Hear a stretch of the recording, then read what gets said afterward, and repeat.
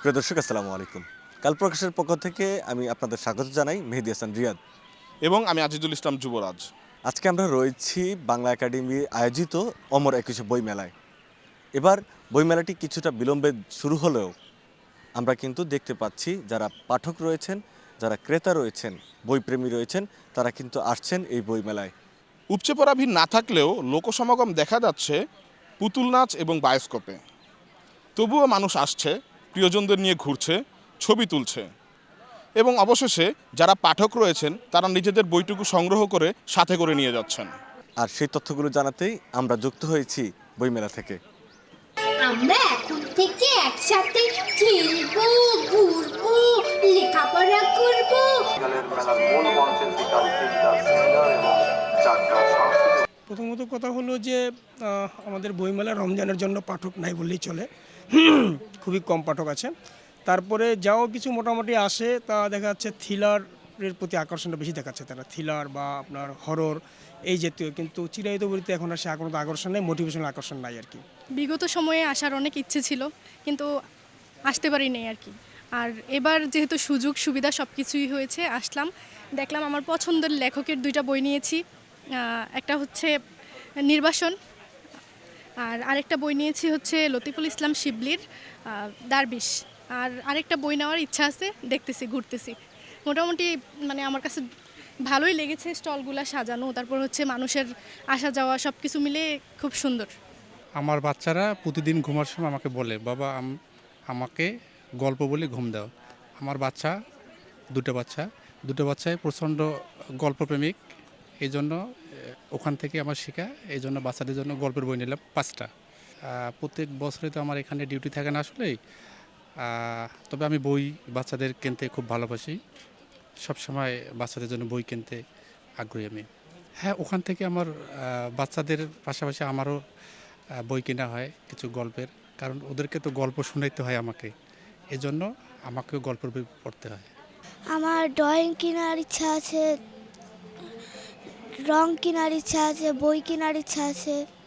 আমার পছন্দের কিছু কিছু বই আছে, ড্রয়িং বই আছে, ড্রয়িং খাতা, তারপর গল্পের বই, এগুলা। হ্যাঁ, দেয়। কার সাথে এসেছে? বাবা আর আম্মুর সাথে।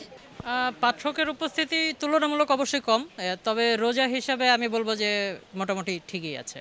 কারণ রোজার মধ্যে এত মানুষ বই যে নিতে আসবে, আমরা সেটাও কল্পনা করিনি আসলে প্রথম দিকে মানে আমাদের চিন্তাভাবনাই ছিল যে কোনো পাঠকই আমরা হয়তো পাবো না, যে কারণেই আর কি মূলত এতটা লেট শুরু হয়েছে।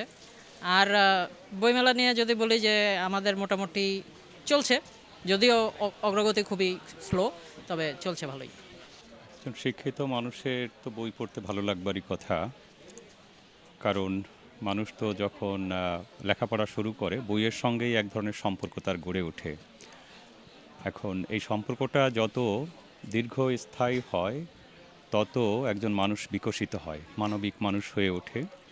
এবং শুধু সে না, একটা সমাজও ধীরে ধীরে এভাবে একটা শিক্ষিত সমাজ হিসেবে গড়ে ওঠে। তো দুঃখজনক হলো বাংলাদেশে বইয়ের পাঠক খুব কম, পাঠের অভ্যেসটা আমাদের দেশে গড়ে ওঠেনি বললেই চলে, যেটা উন্নত বিশ্বে দেখা যায়।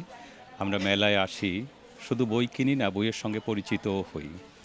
মেলা নানা দিক দিয়ে আমাদেরকে আনন্দ দেয়, নতুন লেখকের সঙ্গে, নতুন বইয়ের সঙ্গে, নতুন মানুষের সঙ্গে সম্পর্ক তৈরি হয়। সব কিছু মিলে খুব ভালো লাগে, এজন্য মেলায় আসা।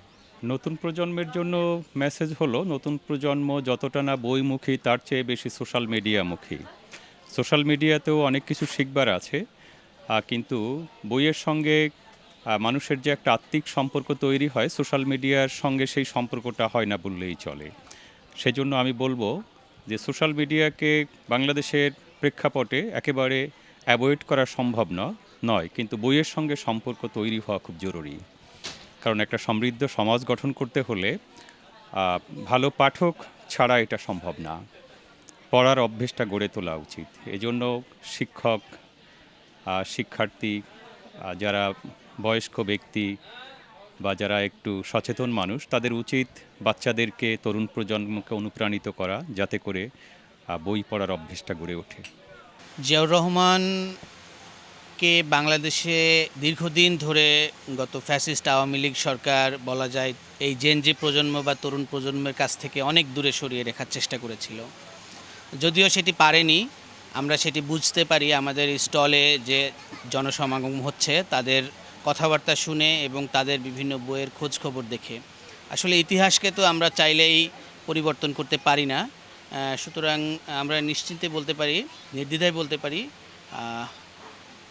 যারা ইতিহাসের বীর তাদেরকে সবাই জানবে এই বাংলার তরুণ প্রজন্ম এবং তাদের যথাযথ মূল্যায়ন তারা করবে।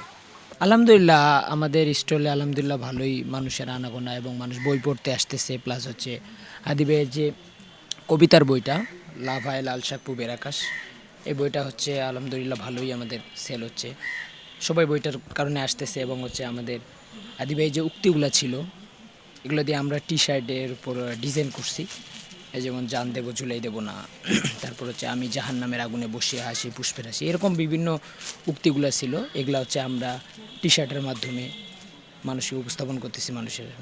আমাদের আলহামদুলিল্লাহ আমরা তুলনামূলকভাবে যে বইমেলায় মানুষের যে আনাগোনা থাকে এটা রমজানের জন্য হয়তো একটু মানুষ কম হচ্ছে, কিন্তু আমাদের স্টলে আলহামদুলিল্লাহ ভালোই মানুষের আনাগোনা হচ্ছে, মানুষ বই কিনতেছে, মানুষ এসে বই পড়তেছে। আমাদের পাশে হচ্ছে হাদি ভাইয়ের ছবি দিয়ে, হাদি ভাইয়ের কথাগুলো দিয়ে একটা ফটো কর্নার বানা হয়েছে, এখানে এসে মানুষ একটু ছবি তুলতেছে। এটা পুরোটা ভাইয়ের আবেগ নিয়ে আসলে ভাইয়ের আবেগ নিয়ে আসতেছে, মানুষ ছবি তুলতেছে, বই কিনতেছে আর কি। ওই যে লাভ হয় লাল শাক পুবের আকাশ, বইটা এখনো পড়িনি, বইটা নিলাম আর কি ভাইয়ের আবেগই, ভাই কেমন লেখে এটা জানার জন্য আর কি। মেলায় আসছি ঘুরতে, প্লাস ভাইয়ের বইটা নিতে আসছি বিশেষ করে। ভাই কি বলবো, ভাই ছিল বিপ্লবী, ভাই আমাদের লড়াই করতে শিখাইছে, আর আমরা ভাইয়ের সেই পথে আমরা লড়াই করে যাবো ইনশাল্লাহ।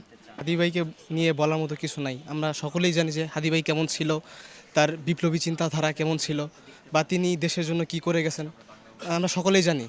তারপরেও আমি আসছি নরসিংদী সরকারি পলিটেকনিক ইনস্টিটিউটে পড়ালেখা করি, তো আমি আসছি শুধুমাত্র হাদি ভাইয়ের স্টলটা দেখার জন্য প্লাস বইটা কেনার জন্য। হ্যাঁ, হাদি ভাইয়ের চেতনায় বইটা নেওয়ার জন্য, বা হাদি ভাই কীরকম দেখছে বা ভাইয়ের চিন্তাধারা কেমন ছিল ওইটা সম্পর্কে আরও বেশি জানার জন্য আমি আসছি আর কি বইটা নিতে। না, আমি বইমেলায় সাধারণত আসি না, আমি যেহেতু ঢাকায় থাকি না, আমি কুয়েটে পড়াশোনা করি। তো এইবার আমার আসার পরে আমার মনে হচ্ছে যে একবার ইনকিলাব সেন্টারের স্টোরটা ঘুরে যাওয়া উচিত, যেহেতু এখানের সাথে হাদি ভাইয়ের একটা কানেকশন আছে আর কি। তো সেই সূত্রে আর কি আমি বইগুলো দেখছিলাম, আর ওনার ব্যাপারে তো কম বেশি আমরা সোশ্যাল মিডিয়া যারা ব্যবহার করি মোটামুটি সবাই জানি আর কি। তো সেই হিসেবে মানে এখান থেকে আমি একটা বই আর কি নিব, তো এরকম একটা মেন্টালিটি আছে। আর আমার আশেপাশে যারা থাকে তাদেরকেও হয়তো বইটা পড়তে দিব, বা এই ইনকিলাব সেন্টারের যে স্টলটা ওই সম্পর্কে জানাবো যে হ্যাঁ এখানে ওরা আসতে পারে, বই নিতে পারে। মূল কারণ বলতে উনি তো ভারতীয় সাম্রাজ্যবাদ বিরোধী ছিলেন, ঠিক আছে, আর যে দেশপ্রেমিক ছিলেন ওনার বিভিন্ন বক্তব্য ওগুলো যখন নাকি আমি দেখি আমার কাছে মনে হয় যে না, মানে হাসিনার আমলই শেষ না, এরপরেও আমাদের অনেক কিছু ভাবার আছে দেশকে নিয়ে, নতুন করে আগানোর অনেক কিছু আছে। ভাইয়ের লেকচারগুলো শুনলে আমার এরকম মনে হয় আর কি।